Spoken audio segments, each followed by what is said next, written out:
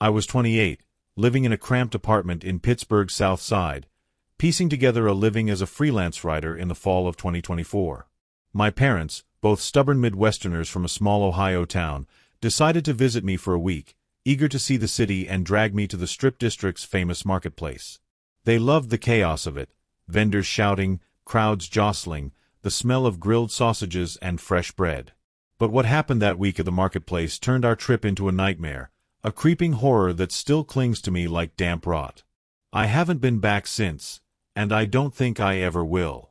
It was a Saturday morning, gray and drizzly, when we headed to the market. My mom was thrilled, clutching her reusable tote, while my dad grumbled about the parking but kept pace. The Strip District was alive, stalls overflowing with produce, crafts, and oddities. We wandered through, my parents haggling over apples and handmade soaps, when I noticed a small stall tucked in an alley between two buildings. It wasn't like the others, no bright signs, no vendor shouting deals. Just a table draped in a tattered black cloth, piled with strange trinkets, old watches, cracked mirrors, and what looked like bones carved into shapes I couldn't quite make out.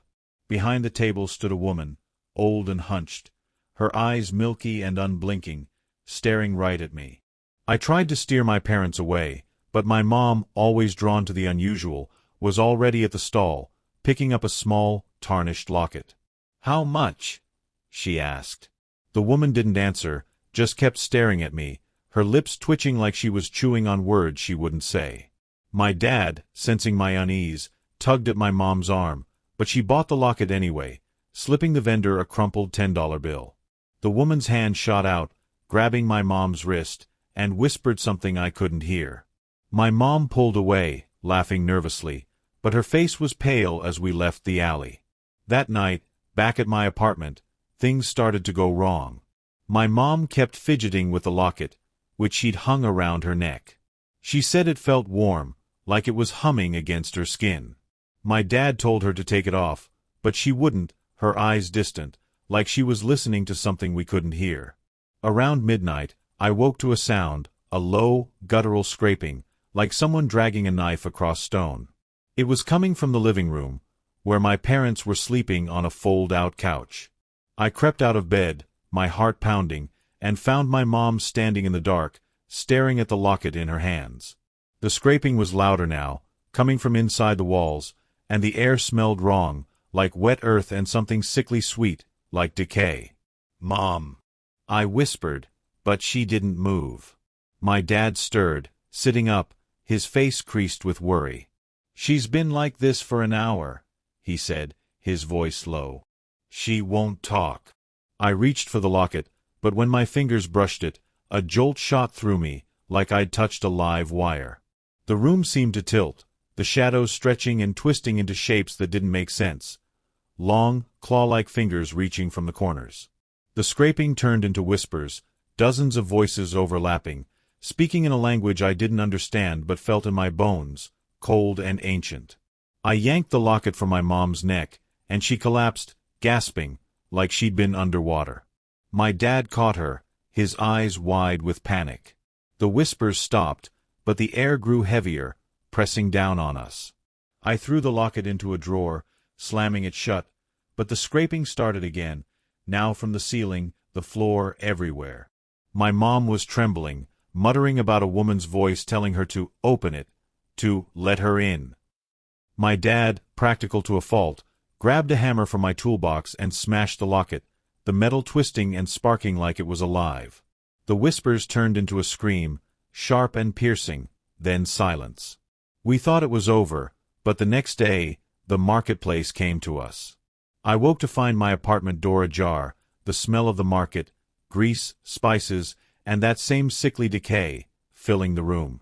My parents were already up, staring at the living room floor, where a pile of trinkets had appeared, cracked mirrors, rusted rings, and those carved bones, arranged in a perfect circle. My mom started crying, saying she could hear the woman from the stall, her voice inside her head, begging to be let in. My dad tried to sweep the trinkets into a trash bag, but they wouldn't move, like they were glued to the floor. That night, the woman came.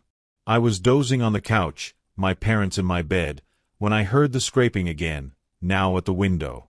I looked out, and there she was, standing on the street below my second-floor apartment, her milky eyes locked on mine.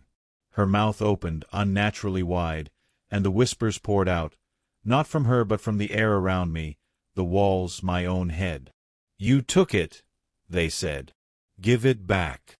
I slammed the curtains shut, but the room grew cold, the shadows moving again, forming her shape, hunched, eyeless, her fingers stretching toward the drawer where the broken locket lay. I don't know how we survived the night. My dad burned the locket's remains in a metal bowl, the flames flaring green and foul-smelling, while my mom prayed, her voice hoarse. The whispers faded, but the trinkets were still there, unmovable, their carved symbols glowing faintly in the dark. We left at dawn, piling into my car with nothing but our clothes. My parents flew home the next day, refusing to talk about it, their faces aged with fear. I moved to a new apartment across the city, but I couldn't escape. The smell of the marketplace follows me, faint but constant, and sometimes in the quiet I hear that scraping, like nails on stone, coming from my walls. Worst of all, I found one of those carved bones in my pocket a week later, its surface warm, pulsing like a heartbeat. I threw it into the Allegheny River, but I still feel it, like it's burrowed into me. And at night, when I close my eyes, I see her, those milky eyes, that gaping mouth, waiting for me to let her in.